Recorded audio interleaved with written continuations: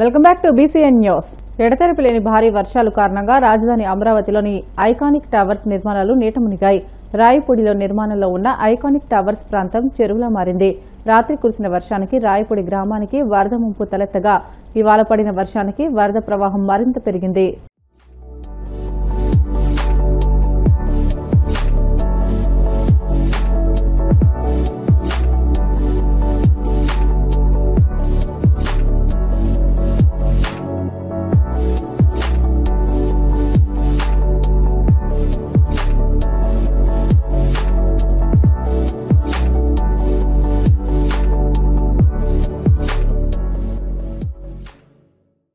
రాజధాని అమరావతిలో Basavatarakam Indo American cancer ఆసుపత్రి, క్యాన్సర్ ఇన్స్టిట్యూట్ నిర్మాణానికి trust chairman TDP MLA Balakrishna శ్రీకారం చుట్టారు. ఆసుపత్రి నిర్మాణానికి భూమి పూజ చేశారు. ఈ కార్యక్రమంలో నారా బ్రాహ్మణి, అసెంబ్లీ స్పీకర్ అయ్యన్న పాత్రుడు తదితరులు పాల్గొన్నారు. నేలపాడు నుంచి అనంతవరం వెళ్లే E7 రహదారిని ఆనుకుని బసవతారకం క్యాన్సర్ ఆసుపత్రిని నిర్మించనున్నారు. మొత్తం 21 ఎకరాల్లో ఆసుపత్రి నిర్మాణాన్ని చేపట్టనున్నారు. 3 దశల్లో ఆసుపత్రి నిర్మాణం జరగనుంది. తొలి దశలో 500 పడకల సామర్థ్యంతో విస్తృత శ్రేణి అంకాలజీ సేవలు అందిస్తారు. 750 కోట్ల పెట్టుబడితో మౌలిక సదుపాయాలు, అధునాతన పరికరాలను ఏర్పాటు చేస్తారు. రెండో దశలో పడకల స్థాయిని 1000కి పెంచనున్నారు.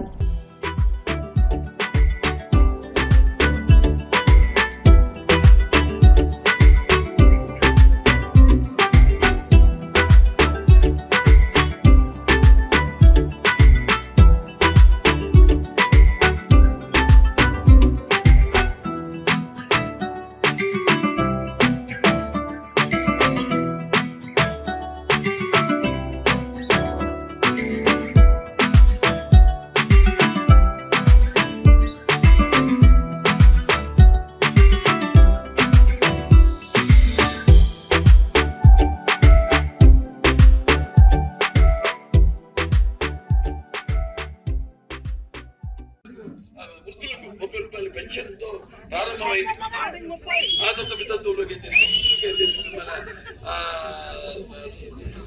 వికలాంగులకైతే ఆ తర్వాత అలా అలా ఈ రోజు చూస్తున్నాం మన చంద్రబాబు నాయుడు గారు ఎలా వాటికి ముందుకు కొనసాగిస్తున్నారు. అలాగే 4,000 రూపాయలు చేశారు. ఇంత రాష్ట్రం వాళ్ళు ఏర్పడి ఆర్థిక సంక్షోభం ఉన్నప్పటికీ 10,000 కోట్ల రూపాయలతో మన రాజధాని లేని ఒక రాష్ట్రంతో మనం ప్రారంభించాం మన ప్రస్థానం. ఇవాళ మధ్యలో మన ఇవాళ ఆయన మొదట్లో తెలంగాణ తీటుగా ప్రతి ఒక్కరి తలసరి ఆదాయాన్ని తీసుకెళ్తే మధ్యలో సరే అదే చెప్పని తలుచుకోలేదు. మంచి శుభ సమయం వచ్చినప్పుడు చెప్పడమే కాదు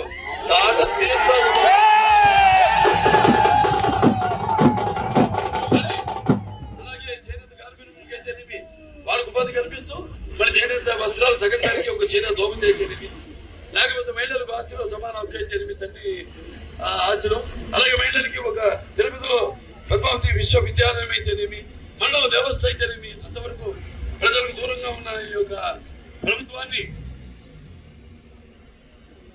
ప్రజల వద్దకు పాలన తీసుకెళ్లిన మహానుభావుడు. మాజీ సీఎం కిరణ్ కుమార్ రెడ్డిపై మాజీ మంత్రి రఘువీరారెడ్డి తీవ్ర విమర్శలు చేశారు. మిమ్మల్ని సీఎం చేసిన కాంగ్రెస్ పార్టీని వదిలి మీ తెలివితేటలతో చెప్పుల పార్టీ పెట్టుకున్నారని ఎద్దేవా చేశారు. రాహుల్ గాంధీకి తెలివితేటలు లేవు అని విమర్శించడం సరికాదని అన్నారు. రాహుల్ గాంధీని తిడితే బీజేపీ గవర్నర్ పదవి ఇస్తుందని కిరణ్ కుమార్ రెడ్డి ఆశపడుతున్నారని ధ్వజమెత్తారు.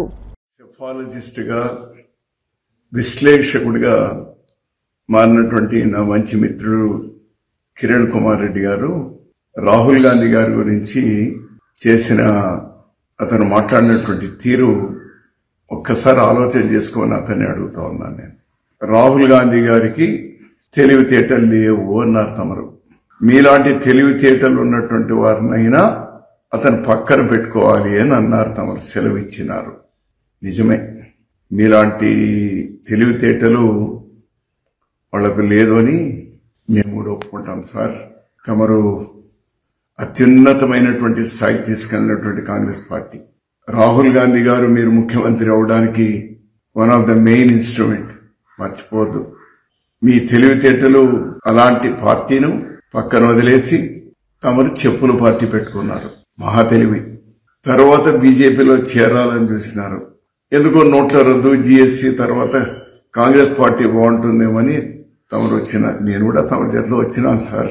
రాహుల్ గాంధీ గారి సమక్షంలోనే మళ్ళీ మీరు కాంగ్రెస్ పార్టీలో చేరినారు, మళ్ళీ ఇప్పుడు బీజేపీలో చేరినారు. మీ ఇష్టం, ప్రజాస్వామ్యంలో ఎవరు ఎక్కడైనా ఉండొచ్చు. కానీ మీ తెలివితేటలు ఉన్నాయే, ఎందుకోసం మీ తెలివితేటలని? కేవలం కుర్చీ కోసమే కదా, కేవలం పదవి కోసమే కదా.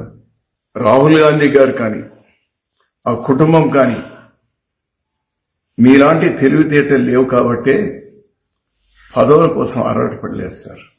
మీలాంటి తెలివితేటలు లేవు కాబట్టే జవహర్లాల్ నెహ్రూ గారు దాదాపు 14 సంవత్సరాలు జైల్లో మగ్గేవాడు కాదు సార్. మీలాంటి తెలివితేటలు లేవు కాబట్టే ఇందిరాగాంధీ గారు ఈ దేశం కోసం ప్రాణత్యాగం చేసేవాడు కాదు సార్. మీలాంటి తెలివితేటలు లేవు కాబట్టే రాజీవ్ గాంధీ గారు ఈ దేశ సమగ్రత కోసం ప్రాణాలు త్యాగం చేసేవాడు కాదు సార్. మీలాంటి తెలివితేటలు లేవు కాబట్టే సోనియా గాంధీ గారు ప్రధానమంత్రి పదవి వచ్చినా కూడా ఆ రోజు దేశం మంచి దృష్ట్యా మన్మోహన్ సింగ్ గారిని చేశారు సార్. రాహుల్ గాంధీ గారికి 2009లో 2012లో స్వయాన మన్మోహన్ సింగ్ గారే ప్రధాని కమ్మన్నా కూడా మీలాంటి తెలివితేటలు లేవు కాబట్టి ప్రధాని కాలేదు సార్. చివరికి మంత్రి పదవి కూడా తీసుకోలేదు సార్. నిజమే, మీలాంటి తెలివితేటలు లేవు. మీరు కాంగ్రెస్ పార్టీలో ఉన్నప్పుడు కాంగ్రెస్ పార్టీ నుంచి లబ్ధి పొందినారు, అంత పెద్ద పదవి పొందినారు. మీరే విధంగా ముఖ్యమంత్రి అయినారు ఏమైనటువంటివి నాకు తెలుసు, మీకు తెలుసు. అది బహిరంగంగా మాట్లాడాల్సినటువంటి అవసరం కూడా లేదు. ఆ సందర్భం వస్తుందని కూడా నేను అనుకోను. ఇప్పుడు కేవలం మళ్ళీ ఏదో పదవి కోసం, ఏదో ఒక రాజ్యసభకో, ఏదో ఒక చిన్న రాష్ట్రంలో ఒక లెఫ్టినెంట్ గవర్నర్ కోసమో అంత కక్కుర్తి పడాలా? అవసరమా? యార్ my good friend, my dear. రారా పోరా అనుకునేటువంటి వాళ్ళం మనమిద్దరం కూడా, ఏరా ఏరా అనుకునేటువంటి వాళ్ళం మనమిద్దరం కూడా. ఎందుకంటే ఒక స్థాయికి ఎదిగిన తర్వాత ఆ గౌరవాన్ని కూడా కాపాడుకోవాలి మై డియర్ ఫ్రెండ్. ఈ విధంగా మళ్ళీ రాహుల్ గాంధీనంటే బీజేపీలో తమరి ప్రాపకం పెరుగుతుంది, ఏదో వస్తుంది. ఏమన్నారండి? ఎందుకోసం? I'm sorry my dear Kiran Kumar Reddy, I'm very sorry. చాలా తప్పు మాట్లాడినావు. ఇలాంటివి కనీసం భవిష్యత్తులో పునరావృతం కాకుండా చూసుకో. పదవులు వస్తాయి పోతాయి, మనిషి గౌరవాన్ని కాపాడుకోవాలి మై డియర్. మీలాంటి తెలివితేటలు గాంధీ కుటుంబానికి, రాహుల్ గాంధీ గారికి, వాళ్ళందరికీ లేవు కాబట్టి మేము గర్విస్తా ఉన్నాం. మీలాంటి తెలివితేటలు వద్దు వద్దు వద్దు. ప్రజాస్వామ్యంలో అది మేమెవ్వరూ ఒప్పుకునేటువంటిది కాదది. తమరికి ఆ తెలివితేటలు పెంచుకోవాలనుకుంటే పెంచుకోండి. మీకు అన్నం పెట్టిన చేతిని నరికేటువంటిది ఉందే, no no no no. Your such a Congress family. Telangana MLA Komatireddy Rajagopal Reddy మరోసారి సీఎం రేవంత్ రెడ్డిని టార్గెట్ చేస్తూ సంచలన వ్యాఖ్యలు చేశారు. కాంగ్రెస్ పార్టీ అధిష్టానం తనకు మంత్రి పదవి ఇస్తామన్న హామీని అమలు చేయకుండా రాష్ట్ర ముఖ్యమంత్రి నేతలు అడ్డుకున్నారని మండిపడ్డారు. తనకు మంత్రి పదవిపై హైకమాండ్ మాట ఇచ్చిన విషయం సహా కొందరు అడ్డుకుంటున్నారనే వాస్తవాలను బట్టి బయటపెట్టారని చెప్పారు. తనకు మంత్రి పదవి ముఖ్యం కాదని అన్నారు. ప్రజలకు ఇచ్చిన హామీలను కాంగ్రెస్ సర్కారు అమలు చేయాలని, అవినీతి రహిత పాలన అందించాలని కోరుతున్నానని పేర్కొన్నారు. సమీకరణం కుదరలేదని అంటుండ్రు. ఎందుకు కుదురుతారో సమీకరణం? మనసు ఉంటే మార్గం ఉంటుంది. ఎవరు పుల్ల పెడుతూ రాకుండా ఎందుకు కుదురుతారో సమీకరణలు? నీకు నన్ను పార్టీలో తీసుకున్నప్పుడు కదా మీ ఇద్దరు వరదలు ఉండాలి కదా, తెలుసుగా. మన పార్లమెంట్ ఎన్నికలప్పుడు రెండోసారి ప్రామిస్ చేసి మాటిచ్చినప్పుడు కదా మీ ఇద్దరు వరదలున్నాయి. అంటే అది ఎట్లుందంటే ఒడ్డు దాటిందాక ఓడమల్లయా, ఒడ్డు దాటినా బోడమల్లయా అన్నట్టుంది.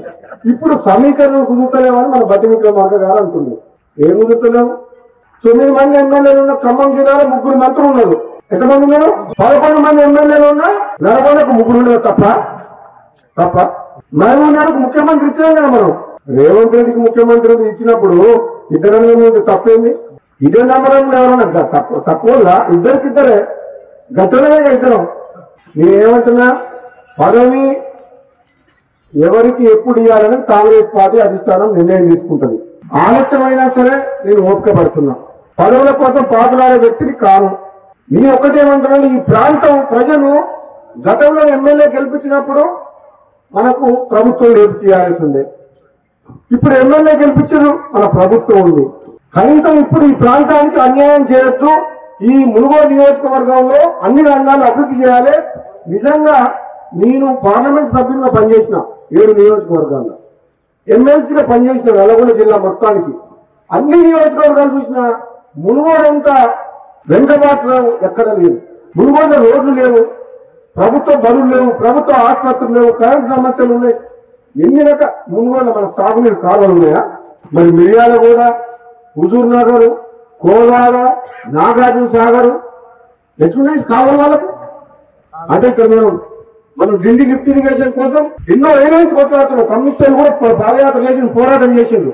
నేను మన ఎమ్మెల్యే అయిన తర్వాత అసెంబ్లీలో మాట్లాడి, ఉత్తమ్ కుమార్ గారు మాట్లాడి ఢిల్లీకి నీళ్లు తీసుకురావాలని 1200 కోట్లతో ఏదో రిజర్వాయర్ నుంచి 1200 కోట్లతో సొరంగ మార్గం టెండర్లు పిలిపించినాం. మన శివన్లో కూడా రిజర్వాయర్ కంప్లీట్ అయితే ఈ మునుగోడు ప్రాంతం మొత్తం ఢిల్లీ లిఫ్ట్ నుంచి 2 లక్షల ఎకరాలు. వార్తలు ముగించే ముందు ముఖ్యాంశాలు మరొకసారి. తాడేపల్లిగూడెం పట్టణ బీజేపీ ఆధ్వర్యంలో ఘనంగా తిరంగ ర్యాలీ. ముఖ్య అతిథిగా పాల్గొని ర్యాలీని ప్రారంభించిన కేంద్ర మంత్రి శ్రీనివాస్ వర్మ.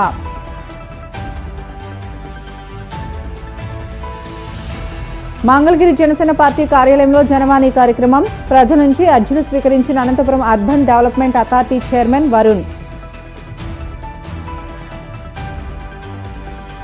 అల్పపీడన ప్రభావంతో నేడు ఏపీలో భారీ వర్షాలు కురిసే అవకాశం. నది పరివాహక లంక గ్రామాల ప్రజలు అప్రమత్తంగా ఉండాలని వాతావరణ శాఖ హెచ్చరిక.